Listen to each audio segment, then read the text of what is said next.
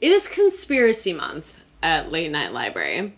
So we decided to read a book about the Roswell UFO crash. I chose this one because I read that the author Cal K. Korff, I mean, his initials are KKK. Let's just point that out.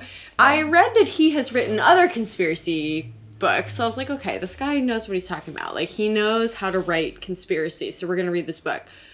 I was very surprised to find that this is actually an anti-Roswell conspiracy book. Okay, so this is a good place to start talking about conspiracy, specifically 90s. Alien conspiracy in the 90s. Yeah. So KKK's theory on this is that we're coming to an end of a millennium. Yeah.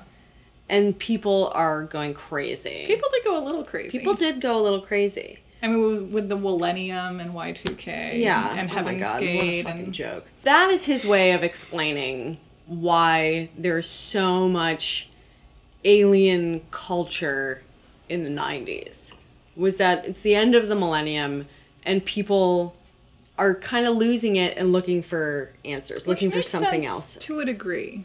You know, thinking about the 90s and what sort of characterized them. I mean, it's interesting. I had a professor who talked about kind of when each decade began and ended. Like, he said the 70s really began with Watergate, and the 2000s, or the oddies, or the naughties, or whatever we're calling them. We really should have figured something out, but now it's just too late.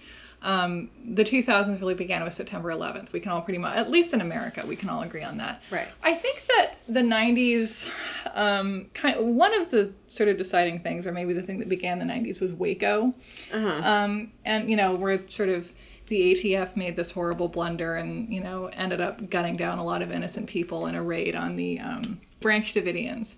And the 90s had all of these debacles in which, you know, it sort of became clear that no one was really in charge. And it was, you know, following the 80s, which has been this sort of fun, coked up, sort of materialistic decade, and the 90s were maybe more about repair and figuring out what the character of America was really about. It was sort of a more pensive time. You and I both read Columbine in the past and talked about that and how Columbine was kind of this end of innocence for Americans, and another time when it became clear that no one was really in charge and the government wasn't really, what were they doing? And also Lewinsky Gate, which was sort of a frivolous kind of silly scandal that we can make fun of now. But it was a time when it sort of, again, the most powerful person in America, we kind of begin to realize is not really in control of himself. Like, he's just having sex with interns and he's supposedly leading the free world. And that's very, I think we make jokes about that, but I think that's kind of a defense mechanism. And really it's frightening for us. We're kids. And the person who's supposed to be driving the car is, you know, stoned. I think in the 90s we had this sense of anxiety and this sense of fear about the economy and about America's place in the world and about what kind of security we could expect as Americans in our own homes. There was also the Oklahoma City bombing and lots of other kind of really just violent, horrible. It was the decade when school shootings really became something that people were aware of and kind of a pattern in American culture. And, you know, following the original disillusionment of Watergate and the Kennedy assassination, which I think anything that becomes a really big scandal does so because it really frightens us. You know, Kennedy was frightening because it was the end of this innocence, and we could, you know, have something that we so love taken away from us and never really feel like that evil was really punished, which I think is maybe why we came up with so many ornate theories about it. And Watergate was so upsetting because we were being lied to, and the person who was supposed to be in charge was clearly just a wacko megalomaniac. So we had really, as Americans, suffered just a series of hits. We couldn't believe in our government anymore. And I feel like in the 90s it just kind of came to a head, and we wanted to believe in something that made more sense, and maybe it was easier and more comforting to believe that the government was keeping all these secrets from us, but they were cool secrets, and they weren't just secrets about bombing Cambodia. They were secrets about intelligent life in the universe and us not being alone. I mean, that's a nice thing to believe in. The X-Files is ultimately about something nice. Well, not only is it nice, but it's safe. Yeah. Because it's not our responsibility. it's not the result of our mistakes. It's something that exists entirely outside our responsibility. So we can investigate it and observe it and think about it, but it's not connected to us at all. We haven't produced it. It's not a result of one of our mistakes. We didn't force these aliens to live in a third world country and manufacture our sweatshirts. Exactly. Which is nice. Yeah. For us. Yeah. And then, I mean, I've only seen like season 2 of the X-Files, actually. But I mean, with the X-Files, it sort of gestures toward kind of an order at the end, ultimately, kind of like an overarching kind of scheme where like kind of the universe, or at least what we know of it, sort of makes sense. Right. Where like, well, and it's definitely this, you know, metaphor for investigating things and trying to come up with some sort of closure, which we were talking about the other day. Yeah. It is a control thing, like trying to have control over these things that you can't understand and investigating them and putting all these pieces together and trying to like establish some sort of control by doing that, by finding these answers and continuing to like investigate them. The X-Files always seem kind of funny to me too, because it's, you know, Mulder's like, maybe it's this Wolfman or an ectoplasm or something or other, and Scully's like, probably not. And then at the end, he's like, well, I guess it was that thing that we talked about. And she's like, maybe, I don't know. And they're like, no, Mulder was right. Yeah. And how that repeats like over and over again, and you don't really get bored with it, which is interesting too. I mean, at a certain point, Scully has to stop being skeptical. Like, you just have to throw your hands up and be like, all right, there are aliens, there are she worm does people. Eventually. Yeah. I haven't gotten there yet. Yeah. But no spoilers. But the fact that, like, it's always the thing that you can't predict. I mean, I think maybe by this period, we had begun to believe that whatever we could predict about ourselves and what was in the universe was a little bit depressing. Like, it's just we're alone, we're not doing a very good job. Or maybe we're bored, you know? Yeah. We're bored because we get everything here. Because science came so far in the 20th century that, like, we think that we have figured out every answer that we can figure out on Earth. So we want to look elsewhere.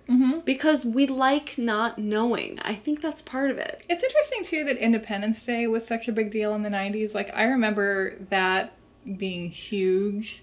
And I, again, was not allowed to see it because it was too scary for me. I saw it a little bit after.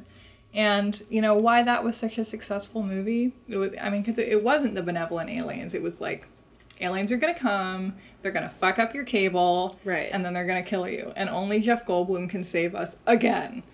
So, I mean, why was... It's interesting to look at, okay, that and Jurassic Park, the two biggest Jeff Goldblum movies, but also, like, the two of the biggest summer movies of the 90s. And I remember when it came out, there was this sense of, like, you have to go see it in the theater because it will be like seeing dinosaurs. And, like, the great thing about it was, you know, it was a good movie, but also it was kind of a spectacle. And, like, we could see something that we couldn't see in normal life. We could go and see dinosaurs. And that is the stuff of conspiracy. You know, like, what if someone said, some guy made dinosaurs on an island in Costa Rica and the government is keeping it from us? What do you think of that? But the interesting thing about those two movies, now that you hold them up next to each other, is that they're basically saying, like, these things that don't exist on Earth, either because they existed long ago, or they possibly exist on another planet, with which you are so fascinated, are actually really scary. And you should actually find hope in your own world and take comfort in that. Because if you go investigate these other things, you're actually going to find out that they're really scary and bad. Yeah. You know? It's sort of like the Wizard of Oz syndrome. Is that like, you want to go wander off, but don't. But it's not such a pretty picture, and you're going to want to come home in the end. Yeah, they're both movies that ultimately are kind of about the survival of the American family. Right. Which, like most Stephen King books are ultimately. It's like, you know, the family survives or is created. Like in Jurassic Park, it's like, how are we going to survive? Well, this guy who doesn't like kids is going to learn to like kids and save them from dinosaurs and adopt kind of like a surrogate crisis family. And only by forming a family can we survive. If we go out on our own and hide in the bathroom, we're gonna get eaten. Right. And the same thing happens in Independence Day. Yeah. Will Smith and his stripper girlfriend and her adorable kid. And Bill Pullman and... And those trailer park people. Yeah. And who really saved the day. Yeah, Randy Quaid. Yeah. Yeah.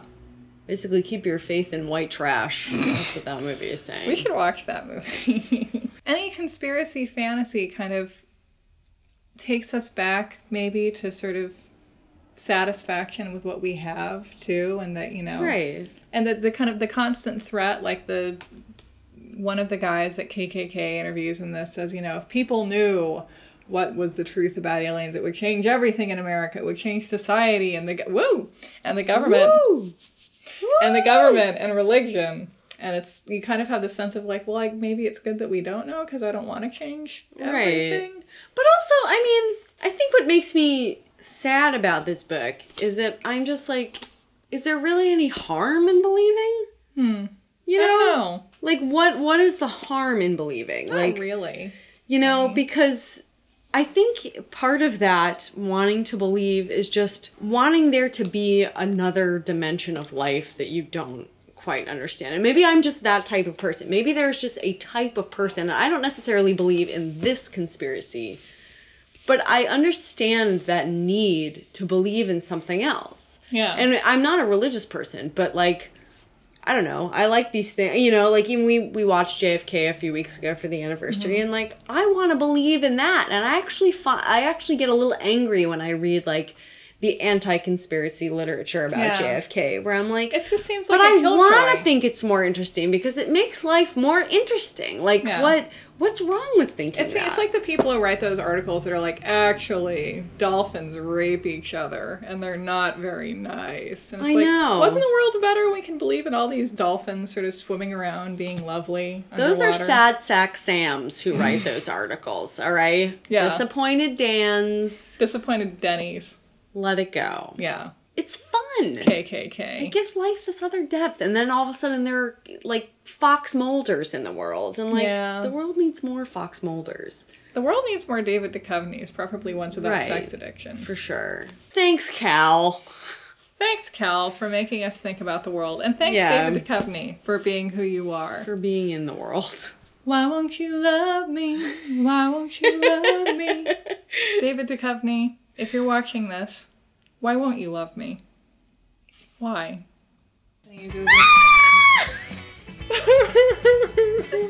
Well, bye.